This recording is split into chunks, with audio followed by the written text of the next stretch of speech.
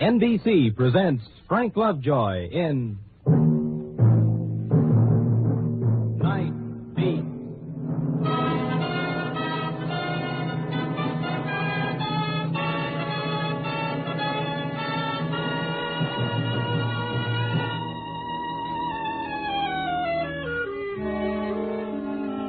Hi, this is Randy Stone. I cover the night beat for the Chicago Star. This little jewel, this little beauty, this little sweetheart of a story started on a hot night in June, around 7 p.m. I was at my desk trying to convince myself that there was really a good reason to get up and roll down my sleeves, tie my shoelaces, and start walking those steaming sidewalks so that my 400 words could end up next to the girdle ads and the shipping news, arrivals and departures, page 38. Oh, well, it's a living. So dry your tears and think. She had stopped a few feet from my desk, looking at me like I was one of those $60 embalming jobs. A cute little thing in crisp linen and wet cheeks. Can't be that bad, kid. I'm sorry. I just can't seem to control myself. It's so awful. The elevator man said you were the only one around. And that's why you're crying? Oh, Mr. Stone, I just don't know what to do. About what? They called me an hour ago from the city pound. About my dog. Your dog? He's dead. Oh, well, that's too bad, but... He died of rabies. Oh? Been sick for days. I should have taken him to the veterinarian right away. Oh, it's my fault. Well, those things happen. I know it's tough losing a dog. That's not it. 5 days ago, he bit a man. Well, this man better start the Pasteur treatment post-haste. That's just it. Hmm? Oh, I tell you, since I got that call, I've been going crazy. What am I going to do? Do? I don't know who the man is. Do that over again? True. Sit down. What am I going to do? The first thing you're going to do is start talking. Oh, he was such a nice young fellow. He said his name was Fred. Fred what? I don't know. He passed by my house every day on his way to work. My dog took a liking to him. Yeah? It was 5 days ago. Last Monday. The dog had been sick, like I said. When Fred came to pet him, the dog bit him on the face. I went into the house to get some first aid stuff, but when I came out, Fred was gone. That's the last I saw of him. Yeah, it'll be the last you'd see of me, too. Now, just sit where you are. Get me one of the doctors over at the Board of Health. I'll hang on. What's your name, kiddo? Judy Hartley. I just feel terrible. Why, you relax now. Everything will be okay. Oh, hello. Say, this is Randy Stone of the Star. A fellow gets bit by a dog 5 days ago. The dog later dies of rabies. Face. We don't know where he is right now. Yeah, I'm going to do what I can. I will. Thank you.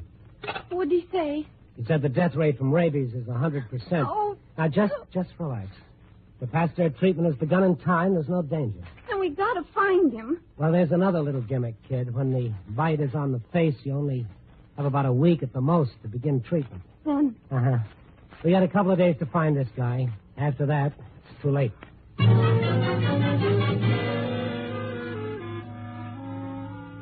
Well, that's how it began. 7:35, Thursday night, June 6th. The girl and I went right to police headquarters through streets choked with thousands of listless Chicagoans looking for a small breeze. When I told the lieutenant in charge what had happened, he turned as yellow as calcimine and put in a call for the captain. The captain had been called right in the middle of his son's wedding. When he came down to the station, he was wearing a white tuxedo, a red carnation, and a purple rage. Only after I told him what the score was, the carnation seemed to wilt in his lapel, and he looked a little like the calcimine, too. Rabies. Good Lord. Where do you live, young lady? 3201 Palmer Place. Oh, I feel so guilty about this. Anybody who has a dog that doesn't give an anti-rabies shot should feel guilty. I know. I'm sorry. Forgive me. Now, you say you walk past your place every day on the way to work. How do you know he was on his way to work? Well, he wore mechanic's overalls, and he carried a lunch pail. Undoubtedly works or lives in that neighborhood. Along with 100,000 other people. You're telling me. Radio room. Cross your fingers, Stan. Hello. I want every squad car in the Logan Square area alerted. I want 5 special squads.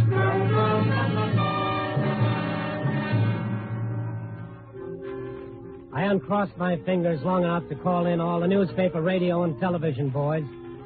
We set up a news pool with me as liaison man because it all started at my little weather-beaten desk. And then the coverage began. With a 9 p.m. break, every radio and television station threw away their jingles and endorsements to announce that anyone bitten by a collie dog 5 days before should report to Captain Blair of the police at once. The evening edition of the Sun-Times, the Tribune, and the Star carried the same item on the front page. By 10 o'clock, the police switchboards were lit up like Christmas trees by people wanting to help. And by 10:30, the psychos were making their appearance. Oh, yes. Yes, I'm the one, all right. I did it. Did what, Judy? No. Oh, but I am. I confess. You must believe me. I killed them all. Every one of them. If you want me to, I'll take you to the bodies. That's sporting of you. Sergeant, will you escort the gentlemen to the bodies?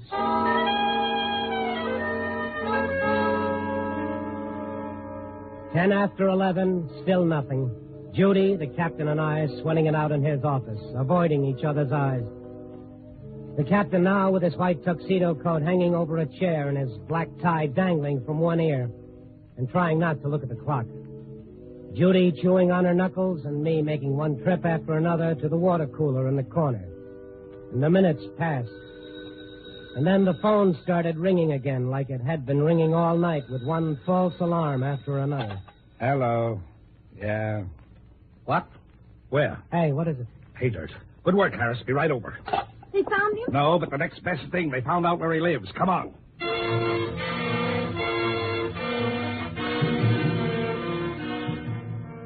It was a rambling frame house over on Kedzie Avenue with a tin sign that announced housekeeping rooms newly decorated.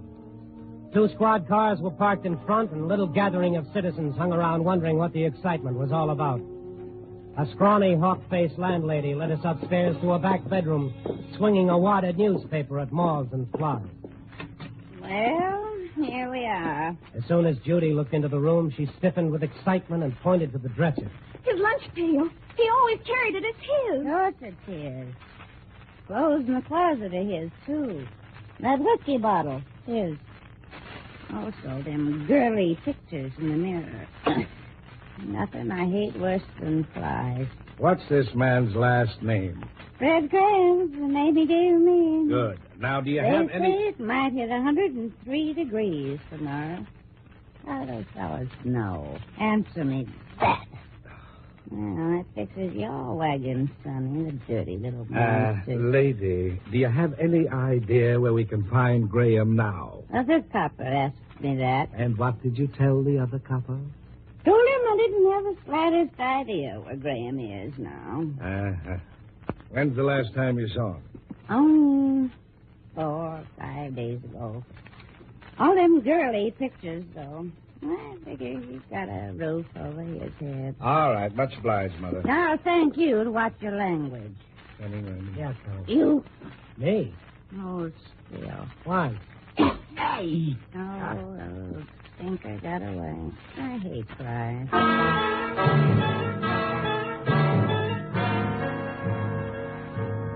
So, at a few minutes before midnight, we had his name, Fred Graham.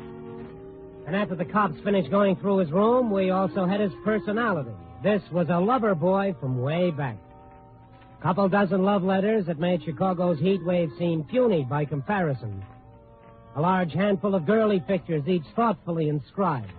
Hair pomades and toilet waters galore, and 2 tins of Sen-Sen.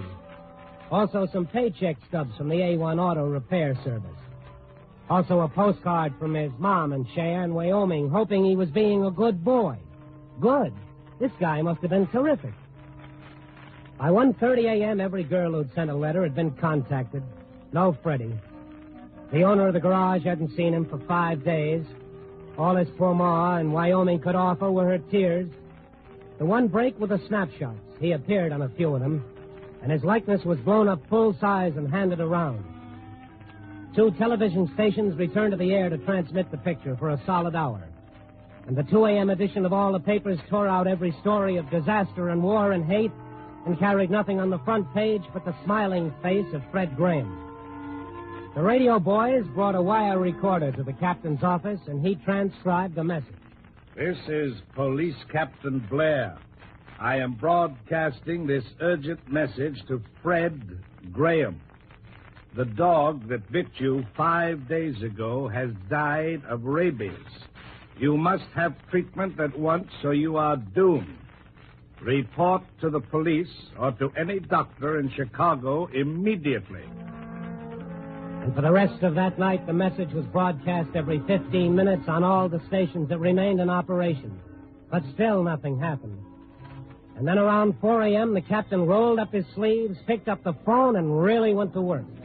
I'm sorry I had to get all you good people up, but we need all the help we can, and we need it fast. I want to bring all you people up. The Red Cross people were there, the FBI, the Civil Defense people, representatives from the mayor, the Board of Health, scout organizations, the Salvation Army. A sweltering room full of people. I spotted Judy in the back of the room looking very pale and drawn. I sat next to her, and she sagged against me. The Board of Health doctor tells me that already it might be too late for us to help Fred Graham.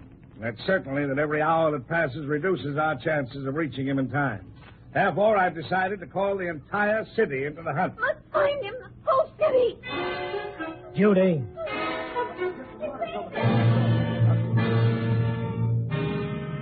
She folded up like a rag doll.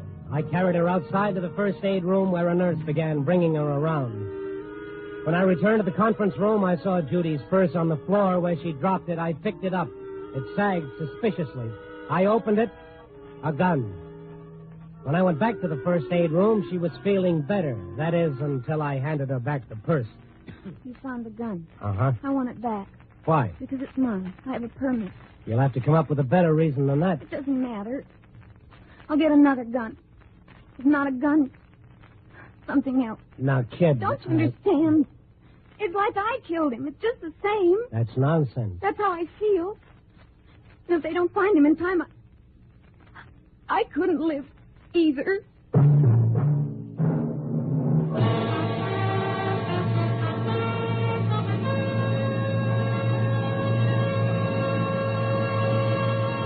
NBC is bringing you Night Beat, starring Frank Lovejoy as Randy Stone. It's the Silver Jubilee on NBC. I'd like to take just half a minute to alert our listeners for two more top mystery shows heard tonight on NBC. First, straight from the famous Craig Rice novels, hear The Amazing Mr. Malone. Then later hear Herbert Marshall starring as the man called X, who proves that the symbol X stands for adventure in all the distant and dangerous places of the world. Listen for The Amazing Mr. Malone and Herbert Marshall as the man called X, later tonight over many of these same NBC stations.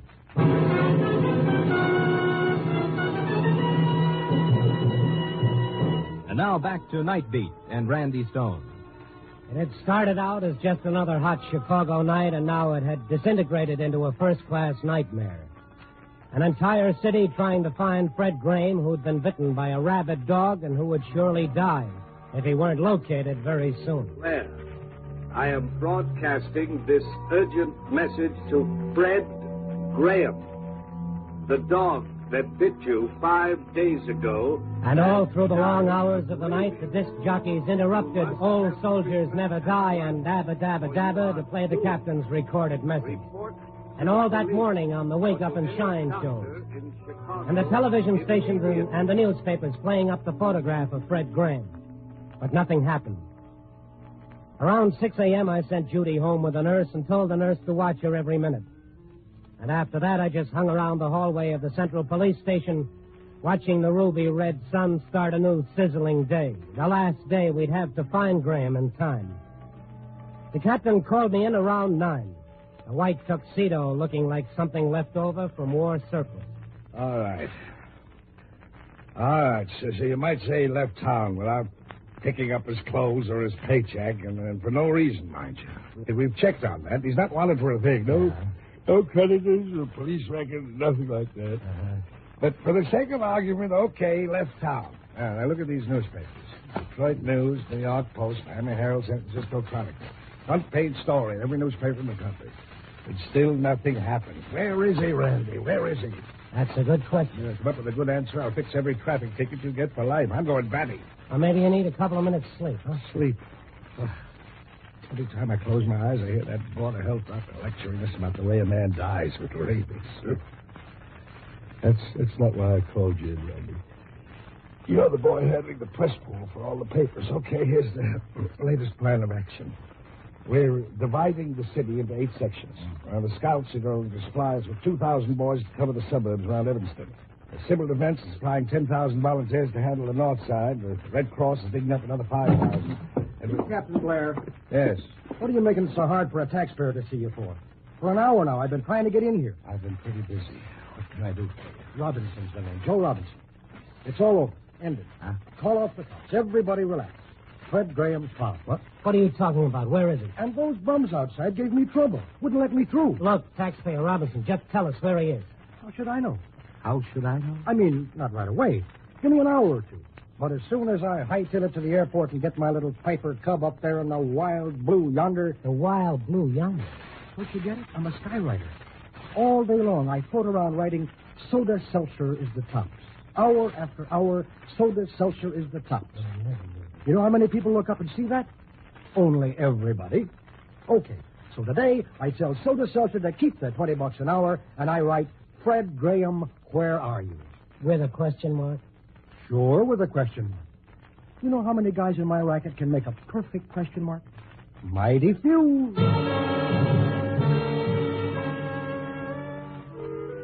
As gently as possible, we eased Joe Robinson, the flying taxpayer, out of the place. But in a cockeyed way, he was symbolic of the entire city, ready to give up $20 an hour to help find Fred Graham. Yeah, that's how it was everywhere. That morning in every church, a prayer was said for Fred Graham at early Mass. Around every newsstand, a solemn little crowd gathered, shaking their heads and taking it as a personal tragedy. Around the radio shops... This is Police Captain Blair. I am broadcasting this urgent message to Fred Graham. Tens of thousands searching through the city. Even the winos on Skid Row had been organized to search through the flop houses and basements of their area. Since midnight, not a single police officer had gone off duty. But still, Graham was nowhere to be found. Why? Where was he? In a few hours, it really wouldn't matter. Around 8 that night, I left the police station where you could have cut the gloom with a butter knife. And through the hot streets where gloom followed at my heels, and up to my office at the Star where the gloom was waiting for me. Everyone crowding around me, wanting to know the latest, and when I told them there wasn't any latest, they moved away quietly. These characters who'd covered stories of wars and famines and pestilence where millions had died needlessly. It's a crazy world. I went over to my desk to try to write the story, and then I saw the stack of telephone messages. I thumbed through them quickly, mostly from people wanting to help. But there were 8 of them that said exactly the same thing. Call SU-13689, urgent. Nothing could be very urgent after today.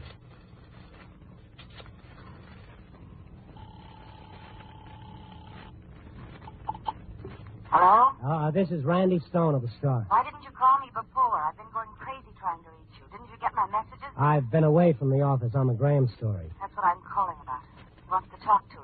Oh. Fred Graham. What? But you've got to come alone. Look, he needs help. He needs it fast. I know that. But that's the condition. You come alone. What's the address? Alone? Yes. What's the address? 2830 Rogers Avenue, apartment C. I've got it. How does he feel? Terrible. Hurry.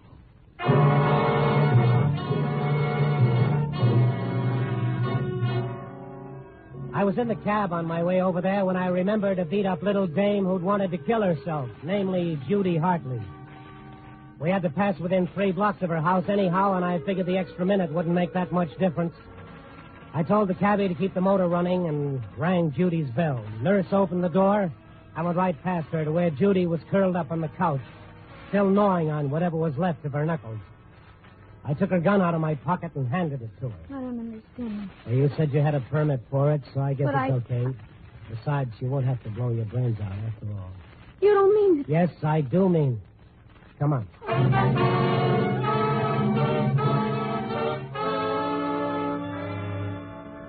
2830 Rogers Avenue was a punch-drunk apartment building leaning up against the moldy gasworks. But to Judy and me, Buckingham Palace never looked so good. The dark hallway smelled more of cabbages than of kings, and beyond was a flight of stairs lit by a single flickering light bulb that dangled listlessly, willing to let well enough alone.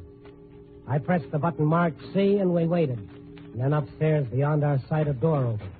Mr. Stone? Yeah, Graham? That's right. Come on upstairs. We hurried up the steps. It seemed to me like 4 million Chicagoans were running up right with us, gasping down my neck. And then it came to me that I was doing all the gasping.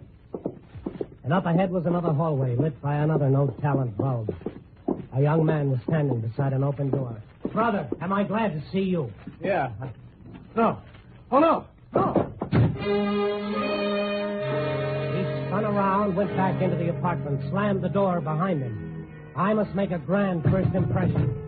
Graham, open up, Graham. Oh, what's wrong with you? Maybe he's already starting to get sick. I read somewhere we're acting like this is one of the first symptoms. Yeah. Oh, break down the door. Break it down. Stand back. Me and my dynamic tension. That's it. That's it. I stepped through the broken door and into the small bedroom. He'd been desperately trying to get out the window, and now he was cowering against the wall, like a mad dog. Oh. Judy, get on that phone quick. Call Captain Barnes. Have him get an ambulance over here right away. He won't need an ambulance. He'll need a hearse. Why? Oh, now listen to me, sweetheart. I can explain everything. Sweetheart. Hey, Judy. Judy. What are you doing with that gun? Killing a dirty rat. Yes, the gun I'd given back to her half an hour before. The first shot shattered the window. The second knocked the head off a pink Cupid doll on the dresser. And the next two did terrible things to the ceiling plaster. The fifth went through a silk lampshade, making the tassels wave back and forth. The last shot was really a dangerous one. It came within 3 feet of Fred. And after that, the gun just clicked harmlessly several times. And after that, Judy began crying, which is where I came in. And then Fred started crawling over to her. Oh, come on, sweetheart. Don't cry. Please, don't cry. Oh, Freddie. Oh, baby. Freddie, I wanted to find you and kill you. Now look at me. You wanted to kill him. Graham, where are the dog bites I've heard so much about? Oh, isn't this a fantastic little thing? But I do love her. I love her. I love her. Oh, Freddie. The next time I get jealous, I want you to turn me over your knees. Wait a minute. Wait, what is this? Last fight we had, that was a real Lulu, wasn't it? She made me give her back all the letters and pictures, and still she wasn't satisfied. When I heard she bought a gun to kill me, I figured it was time for me to drop out of sight. Oh, So, in order to find you, she came around to me with a story about her dog? She doesn't even have a dog. Scared to death of him. Oh, no, this isn't really happening to me. Well, gee, I never expected there to be such a fuss about it, Mr. Stone. Oh, no, Randy, it's all a dream. This is a dream. I just thought that maybe you'd help me find him yourself. Oh, hang on, Randy. Everything's going to be okay. That's why when the captain called all those people in, that's why I fainted. Oh, that's why you fainted. Sarah Bernhardt, you know what you've done to this fair city of 4 million people in the last 24 hours? I guess that was sort of a silly thing to do. Wasn't it, Mr. Stone?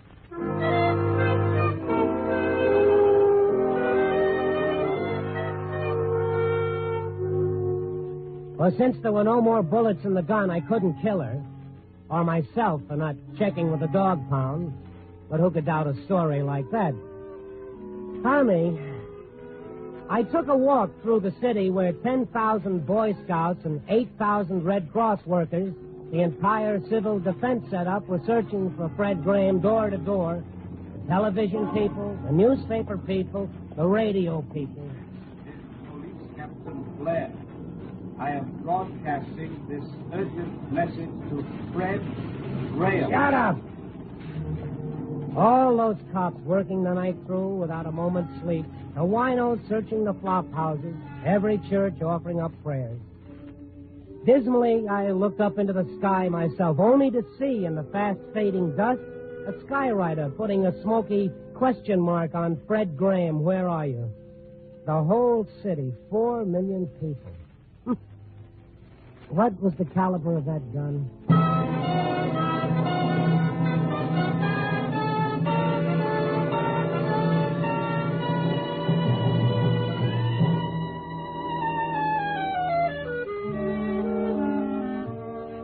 And then, gradually, I began to realize that maybe all this wasn't such a tragedy after all. Oh, sure, I was in for the razzing of my life, but just the same, maybe something wonderful had taken place without anybody realizing it. So what if the thing turned out to be a phony? There was nothing phony about the way this town of 4 million closed ranks and forgot all their petty little problems and went to work. If this was a sample of what would happen if a real test came, well, things were pretty good. When 4 million people can tear themselves apart trying to save the life of one simple guy without caring how much money he had in the bank or whether he was for Truman or MacArthur or what church he went to, when all they cared about was that one human being was in trouble. Well, by golly, the race of man wasn't so bankrupt after all. Copy, boy. Oh, no. Wait a minute, no. You better get me Captain Blair. I just hope he's had his rabies shot. Oh, well.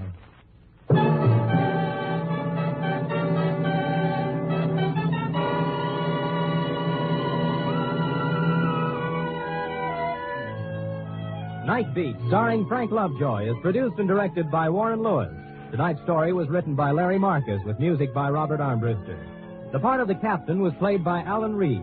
Others featured were Virginia Gregg as the landlady and Laura, Paul Frees as Fred, Joyce McCuskey as Judy, and the pilot Homer Welch. Frank Lovejoy can currently be seen co-starring with Joan Crawford and Robert Young in Warner Brothers' Goodbye, My Fancy.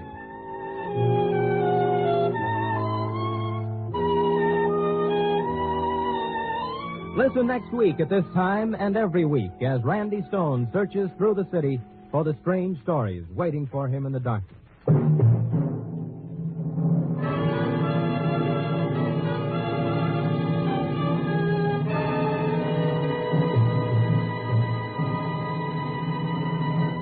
Night Beat came to you from Hollywood.